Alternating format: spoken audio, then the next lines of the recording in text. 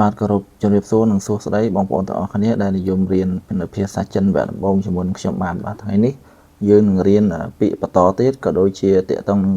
បច្ចេកទេសនៃការប្រើពាក្យមួយចំនួនបន្តទៀតផងដែរបាទដល់ឡែកយើងរៀនពាក្យនេះចប់យើងជួបនៅប្រយោគជាមួយនឹងខ្ញុំបាទជាបន្តទៀតបាទនៅមេរៀនក្រោយបាទមេរៀនទី1អានថាទីខវ៉ាចៅតាវ៉ៃបាទមេរៀនទី1ចំណងជើងដដែលទេគឺវ៉ាចៅតាវ៉ៃបាទដល់ពាក្យទី1គឺអានថាម៉ាន់ប្រែមកថាពួកបាទម៉ាន់ប្រែមកថាពួក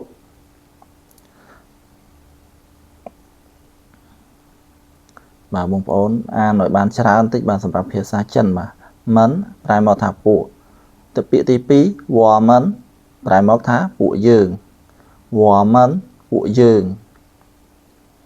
បាទយើងអាចថាវ៉ាម៉ាន់ពួកយើងវ៉ាម៉ាន់ពួកខ្ញុំអីចឹងទៅនីម៉ាន់ពួកអ្នកនីម៉ាន់ពួកអ្នកបាទហើយពាក្យទី4នោះគឺអានថាថាម៉ាន់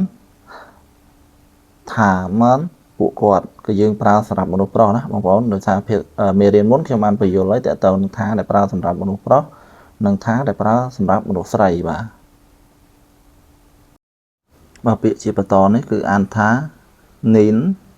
ប្រែមកថាអ្នកគឺយើងប្រើសម្រាប់នៃការគោរពបានន័យថាគេមានអាយុច្រើនជាងយើងឬក៏គេមានឋានៈខ្ពស់ជាងយើងអញ្ចឹងយើងប្រើនីន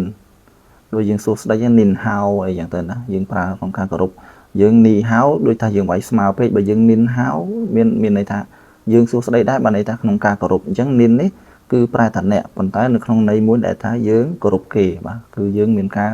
សេចក្តីគោរពស្រឡាញ់ទៅលើនរណាម្នាក់បាទពាក្យទី2នេះគឺអានថាសៀសងសៀសងប្រែមកថាសិស្សសៀសងបាទប្រែមកថាសិស្សសៀសងប្រែមកថាសិស្សហើយពាក្យទី3នេះអានថាយៈបាទយៈយៈប្រែមកថាកបាទកដូចថាខ្ញុំក៏អញ្ចឹងដែរអញ្ចឹងបាទកហ្នឹងគឺយើងសំដៅទៅលើពាក្យកដែលភ្ជាប់ពីឃ្លាមួយទៅឃ្លាមួយណាបងប្អូនយៈគឺប្រែមកថា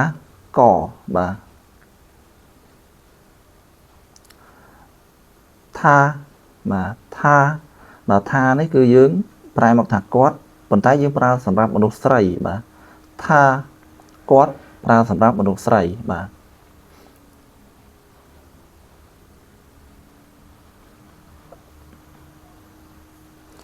អញ្ចឹងបងប្អូនចំណាំទៅថាគឺមាន2គឺមានប្រើសម្រាប់មនុស្សប្រុសនិងប្រើសម្រាប់មនុស្សស្រីបាទពាក្យជាបន្តនេះគឺពាក្យទី5អានថាឡៅsưប្រែមកថាលោកគ្រូឬក៏អ្នកគ្រូបាទឡៅsưលោកគ្រូឬក៏អ្នកគ្រូបាទឡៅsưបាទលោកគ្រូឬមួយក៏អ្នកគ្រូបាទប្រើបានទាំងប្រុសទាំងស្រីបាទអត់ប្រកាន់ប្រុសស្រីទេពាក្យឡៅsưនេះបាទឡៅsưគឺប្រែមកថាលោកគ្រូឬក៏អ្នកគ្រូបាទអញ្ចឹងយើងបន្តទៀតគឺយើងទៅជួបជាមួយនឹងការសន្ទនាបាទការសន្ទនានៅក្នុងមេរៀនទី1តែផ្នែកទី2បាទដែលប្រយោគទី1នេះគឺទីងឡានបាទទីងឡានគាត់បាននិយាយថានីម៉ាន់ហៅវ៉ាស៊ឺទីងឡៅស៊ឺបានន័យថាសួស្ដីអ្នកទាំងអស់គ្នាខ្ញុំគឺលោកគ្រូទីងបាទនីម៉ាន់ហៅវ៉ាស៊ឺទីងឡៅស៊ឺបាទសួស្ដីអ្នកទាំងអស់គ្នាខ្ញុំគឺជាលោកគ្រូទីងបាទនីម៉ាន់ហៅវ៉ាស៊ឺទីងឡៅស៊ឺបាទអញ្ចឹងដូចថាការណែនាំអញ្ចឹងទៅហើយម៉ាទីងបាទម៉ាទីងគឺជាកូនសិស្សហ្នឹងគាត់បានឆ្លើយទៅវិញថាឡៅស៊ឺនីនហៅបាទនេះពាក្យនេះឡៅស៊ឺនីនហៅបានន័យថាលោកគ្រូសួស្ដីនីនហៅនេះក៏យើងប្រើសម្រាប់អ្នកដែលជាគ្រូឬក៏ជាអ្នកដែលជាមានអាយុច្រើនឬក៏អ្នកដែលជាមានឋានៈខ្ពស់ជាងយើងគឺយើងប្រើនីនហៅណាបងប្អូនណាដូចពាក្យខាងដើមខ្ញុំបានបញ្យល់ម្ដងហើយអញ្ចឹងឡៅស៊ឺនីនហៅបានន័យថាលោកគ្រូសួស្ដីឬក៏សួស្ដីលោកគ្រូអញ្ចឹងទៅបាទ我是加拿大学生 bà Hòa Châu Martin bà này tha nhóm cứ chia sơ chôn chiết Canada nhóm miền Trung Tha Martin bà Hòa sư chia nà ta sửa sang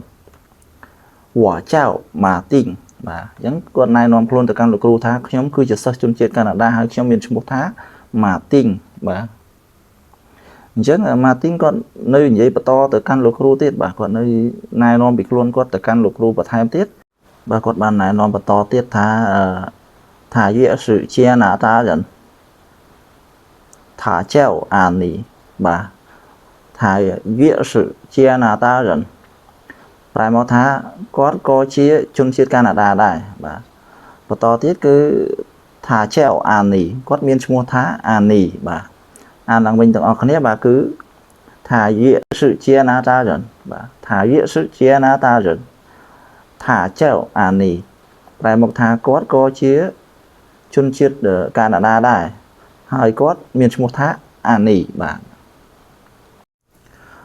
สำหรับปีนักน้องเมเรียนที่มวยก็โดยจากการสันตนี้ก็ยังបានត្រូវបញ្ចប់ប៉ុណ្នេះហើយមេរៀនក្រោយយើងនឹងមករៀនអំពីកំណត់ចំណាំនៃការប្រើប្រាស់វិញបាទនៃការប្រើប្រាស់ពាក្យថាសឹកបាទអរគុណច្រើនបងប្អូនទាំងអស់គ្នាបាទជម្រាបលា